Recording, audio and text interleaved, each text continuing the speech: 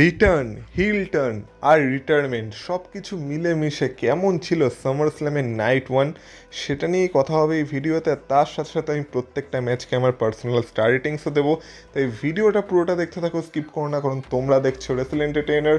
So let's start the entertainment.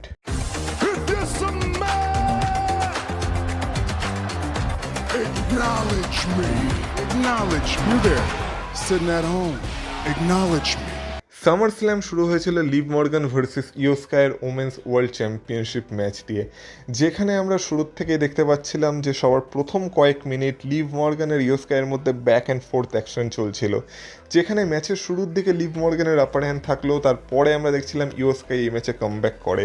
কিন্তু এই ম্যাচের গল্প সেটাই ছিল যে এই ম্যাচে যেহেতু লিভ মর্গান আছে তার মানে জাজমেন্টের ইন্টারফিয়ারেন্স তো হবেই। তো ম্যাচের একটা মোমেন্টে আমরা দেখতে পাই রাকেল রড্রিগেজ ইয়ো স্কাইকে টপ রোপ থেকে একটা চোক স্ল্যাম টাইপের মুভ মেরে দেয়, যখন রেফারিকে রক্সেন পেরেস অন্যদিকে ডিস্ট্র্যাক্ট করছিল। এবার স্বাভাবিকভাবে এইটার ফায়দা লিভ মর্গান তোলার চেষ্টা করেছিল, কিন্তু ইয়ো স্কাই আজকে পুরোপুরি তৈরি ছিল। আমরা দেখতে পাই সবার প্রথম ইয়ো স্কাই লিভ মর্গানকে রিং থেকে বের করে, তারপর যখন জাজমেন্টে বাইরে ছিল তখন ইয়ো স্কাই জাজমেন্টের প্রত্যেকটা মেম্বারের উপর একটা মুনসল্ট মেরে দিয়েছিল। আর তারপর আমরা দেখতে পেয়েছিলাম এই ম্যাচে রাকেল রড্রিগেজ আর রক্সেন পেরেস বেশি কিছু করতে পারেনি, মানে তারপর তাদের খেলা এই ম্যাচ থেকে শেষ হয়ে গেছিল। তো তারপর রিংয়ের মধ্যে আমরা আবার লিভ মর্গান আর ইয়ো স্কাইয়ের মধ্যে ভালো অ্যাকশন দেখতে পাই, যেইখানে আমরা দেখতে পাই লিভ মর্গান ইয়ো স্কাইকে নিয়ে একটা স্প্যানিশ ফ্লাই মেরে দিয়েছিল। মাঝখানে আমরা দেখেছিলাম যে লিভ মর্গান অবলিভিয়ানও মেরে দিয়েছিল, কিন্তু সেখান থেকে ইয়ো স্কাই কিক আউট করে। কিন্তু তারপর আমরা দেখতে পাই যে যখন আবার অ্যাকশন একটু রিং সাইডে যায়, কিন্তু সেইখানে ইয়ো স্কাই একটুখানি বলা যেতে পারে এই ম্যাচে পিছিয়ে পড়ে, কারণ ইয়ো স্কাই যখন মুনসল্ট মারার চেষ্টা করে সেখান থেকে লিভ মর্গান বেঁচে যায়। আর তারপর লিভ মর্গান একটা অবলিভিয়ান মেরে দেয়, কোড ব্রেকার মেরে দেয়, তারপর আরও একটা অবলিভিয়ান মেরে দেয়। আর এইভাবে ইয়ো স্কাই যখন পরপর দুটো অবলিভিয়ান খেয়ে যায় তখন আর কিক আউট করতে পারে না, লিভ মর্গান ইয়ো স্কাইকে পিন করে এই ম্যাচটা জিতে যায়। তো নিজের এত লম্বা টাইটেল রিং যেটা 100 দিনের উপরে উঠে গেছে, সেখানে প্রথমবারের জন্য লিভ মর্গান তার টাইটেল সাকসেসফুলি রিটেন করে নিয়েছে। আর দেখো, সত্যি কথা বলতে গেলে এই ম্যাচটার জন্য এক্সাইটমেন্ট সেরকম তো কিছু ছিল না, কারণ সেম ম্যাচ আমরা নাইট অফ চ্যাম্পিয়ন্সে কুইন অফ দ্য রিংয়ের ফাইনালে দেখেছিলাম। কিন্তু হ্যাঁ, আমি তোমাদের এইটা বলতে পারি কুইন অফ দ্য রিংয়ের ফাইনালের থেকে এই ম্যাচটা অনেক অনেক অনেক গুণ ভালো ছিল। মানে এই ম্যাচটার সামনে সেই ম্যাচটা কিছুই ছিল না। তাই এই ম্যাচটাকে যদি ওভারঅল স্টার রেটিংস দিতে হয়, আমি এই ম্যাচটাকে সলিড 4 স্টার্সের রেটিংস দেবো। আমার মনে হয় সামার স্ল্যামের শুরুর জন্য এটা একটা দুর্দান্ত ম্যাচ ছিল। আর এই ম্যাচটা প্রায় 16 মিনিটের কাছাকাছি চলেছিল, মানে ম্যাচটা ভালো মতো সময়ও পেয়েছিল। তাই সব কিছু মিলেই আমার মনে হয় এই ম্যাচটা 4 স্টার্স আউট অফ 5 স্টার্সের রেটিংস তো অবশ্যই ডিজার্ভ করে। নেক্সট আমরা bloodline versus LA Knight, রয় স্কিস আর সোলো সিকোয়ার মধ্যে একটা 6 ম্যান ট্যাগ টিম ম্যাচ দেখতে পাই, যেখানে সবার প্রথমে ব্লাড লাইনের একটা স্পেশাল এন্ট্রেন্স হয়, যেখানে উসোস আর জেকব ফাটুকে ব্যাড অ্যাস লাগছিল। তো তাদের জন্য একটা স্পেশাল এন্ট্রেন্স ছিল। তারপরে একে একে অন্য টিমেরও প্রত্যেকে এন্ট্রি করে। আর এই ম্যাচের গল্প এটাই ছিল যে সোলো সিকোয়া যেহেতু এখন ফেস সুপারস্টার হয়ে গেছে, তাই সোলো সিকোয়া এই ম্যাচে কীভাবে বিহেভ করছিল। তো ম্যাচের একটা মোমেন্টে আমরা দেখতে পাই যেটা জেউসও প্রত্যেক সময় করে থাকে, যে ম্যাচের মাঝখানে সে নিজের ইট শুরু করে দেয়। তো আজকে জেউসোকেই পেটাতে পেটাতে সোলো সিকোয়া ম্যাচের মাঝখানে ইট শুরু করে দিয়েছিল, যেটা একটা দুর্দান্ত মোমেন্ট ছিল। তাছাড়াও এই ম্যাচে সোলো সিকোয়া ভালো রিয়াকশন পেয়েছে, এলএ নাইট ভালো রিয়াকশন পেয়েছে, জেকব ফাটু ভালো রিয়াকশন পেয়েছে।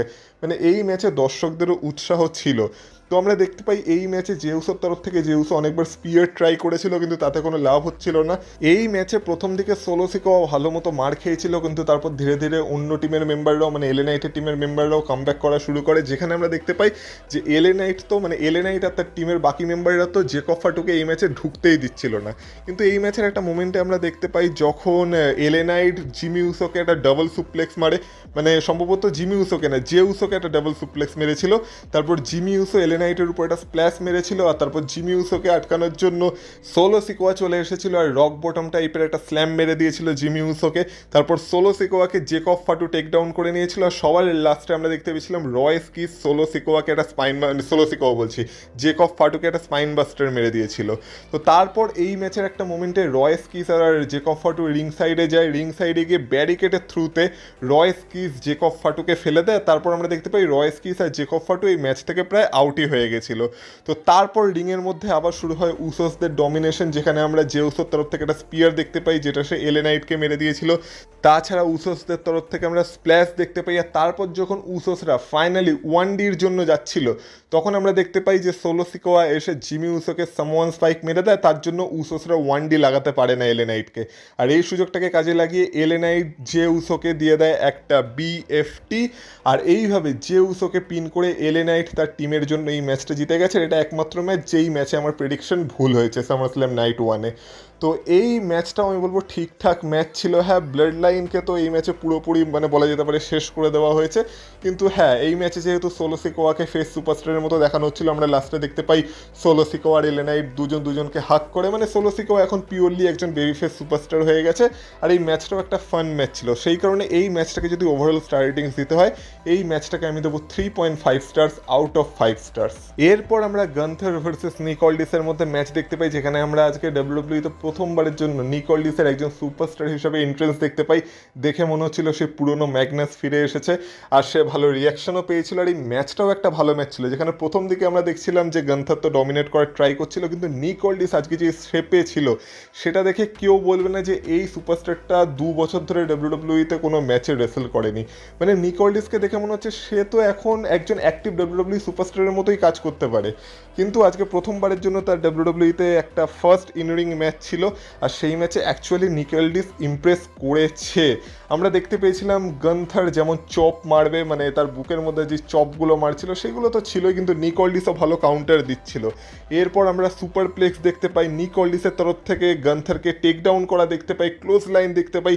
এছাড়া নিক অল্ডিস তো একটা মোমেন্টে গান্থারকে তার যে সাবমিশন মুভ, মানে শার্প শুটার টাইপের একটা মুভ, যেটাকে নিক অল্ডিসের ভাষায় অন্য কোনো নাম দেওয়া হয়েছে, সেই মুভটাও লাগিয়ে দিয়েছিল, যেখানে গান্থারের অবস্থা খারাপ হয়ে যাচ্ছিল।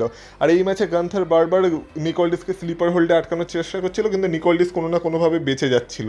কিন্তু লাস্টে নিক অল্ডিস নিজেই গান্থারকে স্লিপার হোল্ডে আটকানোর চেষ্টা করছিল, কিন্তু সেইখানে আমরা দেখতে পাই যে গান্থার নিক অল্ডিসকে তুলে একটা সুপ্লেক্স মেরে দেয়, আর তারপর গান্থার নিজের পাওয়ার বোম মারে। আর পাওয়ার বোম মারার পর যখন নিক অল্ডিসকে তার স্লিপার হোল্ডে আটকে দেয়, তখন নিক অল্ডিস চেষ্টা করেও আর সেখান থেকে উঠতে পারে না, লাস্টে ট্যাপ আউট করে দেয়। আর হ্যাঁ, এই ম্যাচটা দেখার জন্য নিক অল্ডিসের যে রিয়েল লাইফ ওয়াইফ, যে হলো আমাদের ডাব্লিউডাব্লিউ লেজেন্ড মিকি জেমস, সেও রিং সাইডে উপস্থিত ছিল, তো তার সাথেও গান্থার ট্র্যাশ টক করছিল। কিন্তু লাস্টে আমরা দেখতে পাই সেই গান্থারের স্লিপার হোল্ডে আটকে নিক অল্ডিস ট্যাপ আউট করতে বাধ্য হয়, আর এইভাবে গান্থার এই ম্যাচটা জিতে যায়। এটাও একটা ফান ম্যাচ ছিল। আর এই ম্যাচের শেষে নিক অল্ডিসকে দেখে মনে হচ্ছিল যে এটা যেমন নিক অল্ডিসের ডাব্লিউডাব্লিউইতে ডেবিউ ছিল, তেমনই হয়তো রিটায়ারমেন্টও হয়ে গেছে, কারণ এরপর দেখে মনে হচ্ছে না যে নিক অল্ডিসকে ডাব্লিউডাব্লিউই আর সুপারস্টার হিসেবে ব্যবহার করবে বলে, কিন্তু করাতে উচিত। যেমন বললাম, নিক অল্ডিস এই মুহূর্তে গ্রেট শেপে আছে, আর তাকে দেখে কোনো অংশে মনে হচ্ছে না যে সেই মুহূর্তে রিটায়ার হওয়ার জন্য রেডি হয়ে গেছে বলে। কিন্তু হ্যাঁ, তার হাবভাব দেখে মনে হচ্ছিল এটাই হয়তো ডাব্লিউডাব্লিউইতে তার প্রথম, আর এটাই হয়তো ডাব্লিউডাব্লিউইতে তার লাস্ট ম্যাচ, মানে কেরিয়ার কিলার গান্থার আরেকজনের কেরিয়ার হয়তো শেষ করে দিয়েছে। আর লাস্টে এই কারণে আমরা মিকি জেমস আর তার ছেলের সাথেও আমরা তার একটা মোমেন্ট দেখতে পাই, মানে একটু ইমোশনাল টাইপের মোমেন্ট ছিল। কিন্তু যাই হোক না কেন, এটা ওভারঅল একটা ফান ম্যাচ ছিল। আর এই ম্যাচটাকে যদি স্টার রেটিংস দিতে হয়, এই ম্যাচটাকে আমি সলিড দেবো 3.75 স্টার্সের ratings out of 5 stars. Next যে ম্যাচটা ছিল সেটা হয়তো সামারস্ল্যামের নাইট 1-এর সব থেকে বোরিং ম্যাচ ছিল, যেটা ছিল একটা 6 ওমেন ট্যাগ টিম ম্যাচ, যেদিকে একদিকে ছিল ফেটাল ইনফ্লুয়েন্স আর একদিকে ছিল বেলা টুইন্স আর পেজ। আর এই ম্যাচে দর্শকরাও হয়তো একটু হাঁপিয়ে গেছিলো, বা দর্শকদের সেরকম উত্তেজনা ছিল না, তাই এই ম্যাচে সেরকম কেউ চিয়ারও করেনি, মানে কোনো রিয়াকশন এই ম্যাচটা সেইভাবে পায়নি। কিন্তু যেমন আমি আমার প্রেডিকশন ভিডিওতে বলেছিলাম যে ফেটাল ইনফ্লুয়েন্সের কাছে এখন মোমেন্টামটা থাকা উচিত, তো পুরো ম্যাচে আমরা দেখতে পাই ফেটাল ইনফ্লুয়েন্স ডমিনেট করার চেষ্টা করছিল। ম্যাচটা শুরু করেছিল ব্রি বেলা, কিন্তু তারপর নিকি বেলা একটা ভালো মোমেন্ট পেয়েছিল এই ম্যাচে, যেখানে নিকি বেলা কিছুক্ষণ ধরে ডমিনেট করার চেষ্টা করছিল। পেজ সেইভাবে কোনো মোমেন্ট পায়নি, আর পেজ অতটা রিং টাইমও পায়নি। কিন্তু আলটিমেটলি আমরা দেখতে পাই যখন পেজ রিংয়ে এলো, তখন জেসি জেন তার ফিনিশার লাগিয়ে পেজকে পিন করে ফেটাল ইনফ্লুয়েন্সের টিমের জন্য এই ম্যাচটা জিতে গেল। মানে ফেটাল ইনফ্লুয়েন্সের কাছে তাদের মোমেন্টাম আছে, যেমন আমি বলেছিলাম আমার প্রেডিকশন ভিডিওতে। আর তার সাথে আমি আমার যে সারপ্রাইজ প্রেডিকশন ভিডিও করেছিলাম সেখানেও বলেছিলাম যে এই ম্যাচের শেষে আমরা একটা মোমেন্ট দেখতে পেতে পারি, যেখানে বেলা টুইন্স হয়তো পেজের উপর টার্ন করতে পারে। তো ঠিক সেটাই হয়েছে, কিন্তু হ্যাঁ, এখানে দেখে মনে হচ্ছিল ব্রি বেলা হয়তো একটু ইনজিওর্ড হয়ে গেছে, সে নিজের যে ডান হাত সেখানে একটু ইঞ্জুরি ফেস করেছিল, কিন্তু নিকি বেলা পেজকে অ্যাটাক করে দিয়েছিল, আর তার সাথে সাথে ব্রি বেলাও ছিল। মানে বেলা টুইন্স এবার পুরোপুরি হিল হয়ে গেছে, তারা আবার ব্যাড গার্লস হয়ে গেছে, আর তারা এখন পেজের উপর অ্যাটাক করে দিয়েছে। মানে ফেটাল ইনফ্লুয়েন্সের চ্যাপ্টার তো ওভার হয়ে গেছে এদের সাথে, কিন্তু এবার দেখে মনে হচ্ছে বেলা টুইন্সের সাথে বা নিকি বেলার সাথে পেজের ফিউড শুরু হতে চলেছে। তো এই একটা সারপ্রাইজ মোমেন্ট ছিল, যেটা আমরা অনেকেই আশা করেছিলাম, আর আমি তো তোমাদের বলেওছিলাম, যারা যারা আমার ভিডিওটা দেখেছিলে তারা এটা নিয়ে আগে থেকেই অবগত ছিল যে এরকম কিছু হতে পারে। তো এইভাবেই ম্যাচটা শেষ হয়। কিন্তু যেমন বললাম, এই ম্যাচটা হয়তো সামারস্ল্যামের নাইট 1-এর সব থেকে বোরিং ম্যাচ ছিল, তো এই ম্যাচটাকে যদি স্টার্টিংস দিতে হয় এই ম্যাচটাকে আমি দেবো 2.5 স্টার্স আউট অফ 5 স্টার্স। এর বেশি আমি অন্তত ম্যাচটাকে দিতে পারছি না। আর 0.5 তো আমি এই কারণে বাড়িয়েছি যেহেতু ম্যাচের শেষে আমরা একটা মোমেন্ট দেখতে পেয়েছি, তা না হলে এই ম্যাচটা 2 স্টার্সের বেশিও ডিজার্ভ করতো না। কিন্তু ওভারঅল সব কিছু মিলে আমি এই ম্যাচটাকে 5 স্টার্সের মধ্যে 2.5 স্টার্স দিচ্ছি। নেক্সট ম্যাচ আমরা দেখতে পাই সিএম পাঙ্ক ভার্সেস কোডি রোডসের মধ্যে আনডিসপিউটেড ডাব্লিউডাব্লিউ চ্যাম্পিয়নশিপের ম্যাচ। আর সারপ্রাইজিংলি এটা নাইট ওয়ানের মেন ইভেন্ট ছিল না, ডাব্লিউডাব্লিউ একদম লাস্ট মোমেন্টে এই ম্যাচটাকে মেন ইভেন্ট থেকে সরিয়ে দিয়েছিল আর অ্যানাউন্স করে দিয়েছিল যে ব্রক লেসনার আর ওভাফেমির Hell in a Cell match Night ওয়ানকে মেন ইভেন্ট করতে চলেছে। আর কেন এই ম্যাচটা মেন ইভেন্টে ছিল না সেটাই ম্যাচটা দেখেই বোঝা যাচ্ছিল, কারণ যেহেতু ম্যাচটা মেন ইভেন্টে ছিল না তাই কোডি রোডসের হিল টানের চান্সটা অনেকটাই কমে গেছিলো। কিন্তু তবু আমি বলবো ম্যাচটা ঠিকঠাক আমাদের দিয়েছে, ডেলিভার করেছে, মানে ভালোই ডেলিভার করেছে, ঠিকঠাক না ভালোই ডেলিভার করেছে। কিন্তু এই ম্যাচের গল্প এটাই ছিল যে এই ম্যাচে সিএম পাঙ্কের একটা নি ইনজিওর হয়ে গেছিলো আর কোডি রোডস সেটা বুঝতে পেরে গেছিলো, তাই কোডি রোডস বারবার সিএম পাঙ্কের সেই ইনজিওর নিটাকে টার্গেট করছিল যাতে সিএম পাঙ্ক এই ম্যাচে একটু অসুবিধায় পড়ে যায়। তো সেই জন্য আমরা দেখতে পাই সিএম পাঙ্ক যখন জিটিএস এর জন্য যাচ্ছিল তখন সেটাকে কাউন্টার করে কোডি রোডস একবার তাকে ফিগার 4 লেগ লকে আটকে দিয়েছিল, যেটার পর সিএম পাঙ্কের অবস্থা খারাপ হয়ে গেছিলো। তাছাড়াও আমরা সিএম পাঙ্কের তরফ থেকেও অ্যানাকন্ডা ভাইস দেখতে পেয়েছিলাম যেটা সে অ্যাপ্লাই করছিল কোডি রোডসের উপর, কিন্তু তারপর কোডি রোডস সুযোগ বুঝে একটা ক্রস রোডস লাগিয়ে দিয়েছিল, কিন্তু সেখান থেকে সিএম পাঙ্ক কিক আউট করে যায়। তারপর সিএম পাঙ্ক এই ম্যাচে একটা মোমেন্ট একটা মুনসল্ট লাগানোর চেষ্টা করে, কিন্তু সিএম পাঙ্ক সেই মুনসল্টটা ঠিকঠাক লাগাতে পারে না, সেটা একটু বচ হয়ে যায়, মানে কোডি রোডসের উপর সিএম পাঙ্ক ঠিকঠাক মতো পড়েই না। এছাড়া আমরা দেখতে পাই সিএম পাঙ্ক জিটিএস লাগিয়ে তো দেয় একবার কোডি রোডসকে, কিন্তু কোডি রোডস সেখান থেকে কিক আউট করে। তারপর রিংয়ের বাইরে কিছুক্ষণ অ্যাকশন চলে, ওই অ্যানাউন্সার টেবিল পরিষ্কার করা হয়, তারপর যখন আবার রিংয়ের মধ্যে ফেরত আসা হয় তখন সিএম পাঙ্ক আরও একটা জিটিএস লাগিয়ে দিয়েছিল কোডি রোডসকে, কিন্তু এরপর কোডি রোডস কী করে রিং রোপটাকে ধরে নেয়, মানে রোপ ব্রেক হয়ে যায়। তারপর আমরা দেখতে পাই কোডি রোডসকে সিএম পাঙ্ক আবার বাইরে নিয়ে যায়, অ্যানাউন্সার টেবিলের উপর শুইয়ে দেয়। তারপর রিংয়ের টপ কর্নার থেকে অ্যানাউন্সার টেবিলে সিএম পাঙ্ক কোনো একটা মুভ দিতে যাচ্ছিল, কিন্তু কোডি রোডস সেখান থেকে সরে যায় আর সিএম পাঙ্ক আবার তার সেই নিয়ের উপরই ভর করে পড়ে, মানে সিএম পাঙ্কের অবস্থা খারাপ হয়ে যায়। দেখে মনে হচ্ছিল এই সুযোগটাকে কোডি রোডস হয়তো তুলতে পারে, মানে অ্যানাউন্সার টেবিল ভেঙে চুরে চুরমার হয়ে গেছিলো। কিন্তু তারপর আমরা দেখতে পাই যে এই ম্যাচটা যখন আবার রিংয়ে আসে তখন যেহেতু এটা আনডিসপিউটেড ডাব্লিউডাব্লিউ চ্যাম্পিয়নশিপের ম্যাচ, রেফারি একবার না একবার তোলটাবেই। তো আমরা দেখতে পাই কোডি যখন কোডি কাটার মারতে যাচ্ছিল সিএম পাঙ্ক রাস্তা থেকে সরে যায় আর রেফারি সেই সময় সেই কোডি কাটারটা প্রায় খেয়ে যায়, পুরোপুরি খায় না, এখানেও এটা মনে হয় বচ হয়ে গেছিলো আর রেফারি উল্টে যায়। এবার রেফারি যখন ছিল না তখন কোডি রোডস আবার সিএম পাঙ্কে একটা ক্রস রোডস লাগিয়ে দেয়, যখন সিএম পাঙ্ক রিং থেকেই উল্টে নিচে পড়ে যায়। এবার রিংয়ে না তো রেফারি আছে না তো সিএম পাঙ্ক আছে, শুধুমাত্র কোডি রোডস দাঁড়িয়ে আছে। সেই সময় আমরা দেখতে পাই যে রিংয়ের বাইরে থেকে এখানে রিটার্ন হয় দ্য ভাইপার র্যান্ডি অর্টনের, আর র্যান্ডি অর্টন তারপর রিংয়ে আসে, রিংয়ে এসে কোডি রোডসকে মেরে দেয় একটা RKO, তারপর ক্যামেরার দিকে তাকিয়ে চোখ মারে আর মেরে সেখান থেকে বেরিয়ে যায়, মানে কোডি রোডসের অবস্থা পুরোপুরি খারাপ হয়ে যায়। আর তার কিছুক্ষণ পর সিএম পাঙ্ক আবার রিংয়ে যায়, রিংয়ে গিয়ে দেখে কোডি রোডস অচেতন হয়ে পড়ে আছে, কোডি রোডসকে সে তুলে আরেকটা জিটিএস মেরে দেয়, আর এই জিটিএসটা মারার পর কোনোভাবে রেফারিও আবার কামব্যাক করে, আর তারপর রেফারি খুবই আস্তে আস্তে 1 2 3 পিন করে আর কোডি রোডস আর কিক আউট করতে পারে না। আর এইভাবে সিএম পাঙ্ক কোডি রোডসকে হারিয়ে তার undisputed WWE championship successfully written করে নিয়েছে। এবার এই ম্যাচে র্যান্ডি অর্টনের রিটার্ন হয়ে গেছে, সে কোডি রোডসকে অ্যাটাকও করে দিয়েছে। তো এরপর কি র্যান্ডি অর্টন আর কোডি রোডসের মধ্যে একটা নন টাইটেল ফিউড হবে নাকি এই ফিউডে সিএম পাঙ্কও ঢুকবে, সেইটা দেখার বিষয় হবে। কিন্তু যাই হোক না কেন কোনো না কোনোভাবে, যেমন আমি বলেছিলাম যে সিএম পাঙ্ক এই ম্যাচে তার টাইটেল রিটার্ন করে নেবে, সেটাই হয়েছে। আর ম্যাচটাও ভালো ছিল। ওভারঅল যদি ম্যাচটাকে স্টার্টিংস দিতে হয় আমি ওভারঅল ম্যাচটাকে দেবো 4 স্টার্স আউট অফ 5 স্টার্স। আমার তো ম্যাচটা ভালো লেগেছে। আর ফাইনালি যদি কথা বলা হয় সামার স্ল্যামের নাইট ওয়ানের মেন ইভেন্টের, যেটা যেমন বললাম ছিল ব্রক লেসনার আর ওভাফেমির Hell in a Cell match, তো এইখানে আমরা দেখতে পাই সবার প্রথমে ওভাফেমির এন্ট্রেন্স হয়, তারপর ব্রক লেসনারের এন্ট্রেন্স হয়। আর আজকে দেখেই মনে হচ্ছিল কোথাও না কোথাও যেন ব্রক লেসনারের এটাই শেষ ম্যাচ হতে চলেছে, কিন্তু সেটা প্রথম দিকে অ্যানাউন্স করা হয়নি। তো তারা দুইজন রিংয়ে যায়, আমরা দেখতে পাই হেল ইন আ সেল নিচে নেমে যায়, মানে তারা দুইজন হেল ইন আ সেলের ভেতরে চলে যায়। আর পল হেমন বাইরে থেকে ব্রক লেসনারকে ইন্ট্রোডিউসও করেছিল ইন্ট্রোডাকশনের সময়। তো সেই সব কিছু এই ম্যাচে ছিল। আর তারপর ম্যাচটা যখন শুরু হয়, যেমন ম্যাচ আমরা এই দুজনের মধ্যে এক্সপেক্ট করতে পারি এই ম্যাচটা ঠিক সেরকমই ছিল, মানে ম্যাচটার মধ্যে ব্রুটালিটি ছিল। আমরা ম্যাচের শুরুতে দেখতে পাই ব্রক লেসনার ওভাফেমিকে সুপ্লেক্স সিটিতে নিয়ে চলে গেছিলো, যেখানে ওভারঅল ম্যাচে মানে পুরো ম্যাচটায় ব্রক লেসনার ওভাফেমিকে 6 থেকে 7টা তো সুপ্লেক্স মেরেইছে। এছাড়া আমরা দেখতে পেয়েছিলাম যেহেতু হেল ইন আ নাসেলের স্ট্রাকচারের ভেতর ম্যাচটা ছিল, তাই কিছুক্ষণ রিং সাইডে অ্যাকশন চলে যেখানে স্টিল স্টেপসের ব্যবহার করা হয়, তাছাড়া টেবিলের ব্যবহার করা হয়। ওবাফেমি ব্রক লেসনারকে টেবিলের থ্রুতে ফেলে দিয়েছিল, এছাড়া স্টিল চেয়ারের ব্যবহার করা হয়েছিল, মানে ব্রুটালিটি দেখানোর চেষ্টা করা হয়েছিল। একটা মোমেন্টে তো যখন স্টিল স্টেপস রিংয়ের মধ্যে ছিল, ব্রক লেসনার স্টিল স্টেপস দিয়ে মানে ওবাফেমির মাথায় আঘাত করেছিল, যেটাও দেখে খুব ভয়ঙ্কর স্পট মনে হয়েছিল। কিন্তু তবু আমি বলবো এই ব্রুটালিটিগুলো তো ছিলই, কিন্তু যেহেতু এটা হেল ইন আ সেল ম্যাচ ছিল, হেল ইন আ সেলের কেচটাকে তারা যেন একটু কম ব্যবহার করেছে, মানে আর একটু হয়তো ব্যবহার করা যেতে পারতো। ঠিক হেল ইন আ সেলটাকে ইউজ যেন ঠিক মতো করলো না। কিন্তু তবু যেমন বললাম, এই দুইজন সুপারস্টারের কাছ থেকে আমরা যেমন ম্যাচ এক্সপেক্ট করতে পারি, এরা ততটা তো ডেলিভার করে দিয়েছে। আর যেহেতু যেমন বললাম যে এটা ব্রক লেসনারের শেষ ম্যাচ ছিল, আর যেহেতু হেল ইন আ সেল ক্রিয়েট করেছিল কে, দ্য লেজেন্ডারি আন্ডারটেকার, তাই আন্ডারটেকারকে এই ম্যাচে ব্রক লেসনার ট্রিবিউট দিয়েছে। যেহেতু আন্ডারটেকার তার কেরিয়ারের one of the greatest rival ছিল, তাই আমরা দেখতে পাই আন্ডারটেকার আর ব্রক লেসনারের মধ্যে একটা খুব ভাইরাল সামারস্ল্যাম মোমেন্ট, যেখানে আন্ডারটেকারের সামনে ব্রক লেসনার উঠে হাসছিল, সেই মোমেন্টটাকে ব্রক লেসনার রিক্রিয়েট করে, যেখানে ওবাফেমির সামনে উঠে ব্রক লেসনার হাসতে থাকে, যেটা থেকে ওবাফেমি অবাক হয়ে যায়। তাছাড়া আমরা দেখতে পাই ওবাফেমিকে ব্রক লেসনার F5 মেরেছিল, কিন্তু সেই F5 থেকে তো ওবাফেমি কিক আউট করতোই, মানে পরপর 2-3টে F5 মেরে দিয়েছিল, আর সেখান থেকেও ওবাফেমি কিক আউট করেছিল। তো এবার ব্রক লেসনার ভাবছে এই রাক্ষসটাকে আমি কি করে শেষ করি। তো ব্রক লেসনার লাস্টে পুরো পাগল হয়ে যায়, রিংয়ের উপর যে একটা হালকা রাবারের প্যাডিং থাকে, তো সেইটাকে ব্রক লেসনার পুরো ছিঁড়ে ফেলার পর রিংয়ের নিচে যে কাঠ সেটা এক্সপোজ হয়ে যায়, আর সেইটার মধ্যে, সেই কাঠের মধ্যে আবার আন্ডারটেকারকে ট্রিবিউট দিয়ে ব্রক লেসনার ওবাফেমিকে একটা থম স্টোন পাইল ড্রাইভার মেরে দিয়েছিল। আর সেই থম স্টোন পাইল ড্রাইভার খাওয়ার পরেও ওবাফেমি কিক আউট করে, আর ব্রক লেসনার ভাবে যে একে আমি আর কীভাবেই বা হারাতে পারি। মানে ব্রক লেসনার পুরো ভ্যাবাচাকা খেয়ে যায় যে একটা থম স্টোন খাওয়ার পরেও কী করে মানুষ কিক আউট করতে পারে।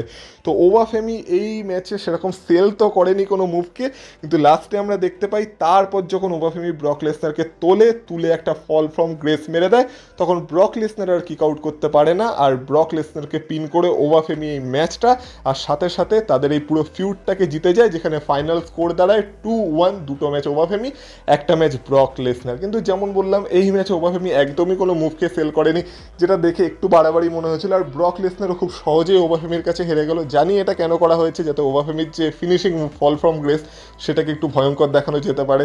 তো তারপর আমরা দেখতে পাই ওবাফেমি সেলিব্রেট করতে থাকে, হেল ইন আ সেলের কেজ আবার উঠে যায়, আর তারপর ব্রক লেসনার আর পল হেমন আবার রিংয়ের মধ্যে ফিরে আসে, যেখানে ব্রক লেসনারের চোখ মুখ দেখেই বোঝা যাচ্ছিল যে ব্রক লেসনারের হয়তো হয়ে গেছে। আর কমেন্টেটাররাও বলছিল যে এটা হয়তো ব্রক লেসনারের শেষ ম্যাচ হতে পারে ডাব্লিউডাব্লিউইতে, ফাইনাল টাইমের জন্য আমরা ব্রক লেসনারকে হয়তো দেখছি।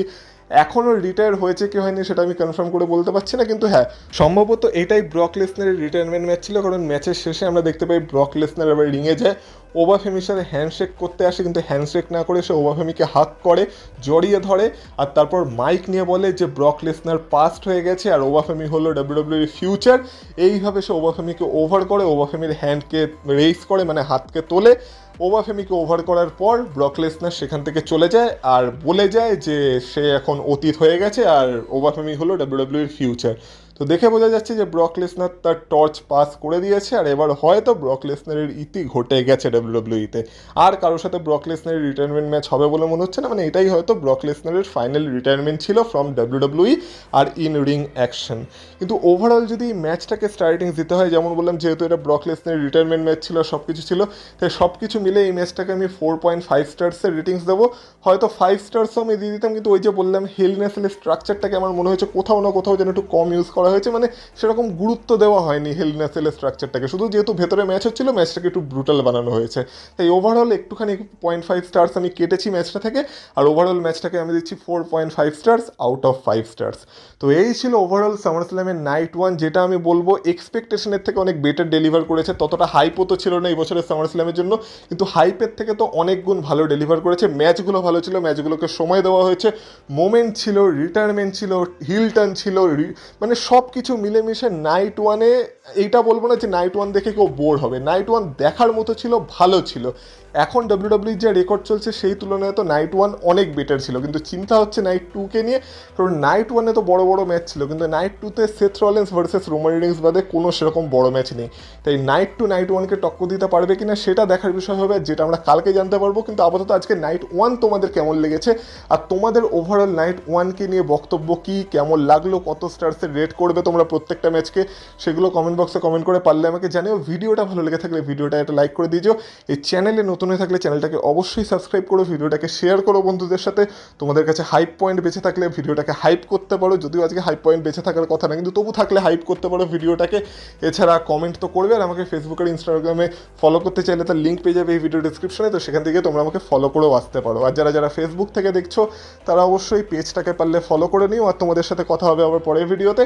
ততক্ষণ তোমরা ভালো থেকো। সামার স্ল্যাম নাইট 2 এর পরে আবার ফিরে আসবো আমি। টাটা।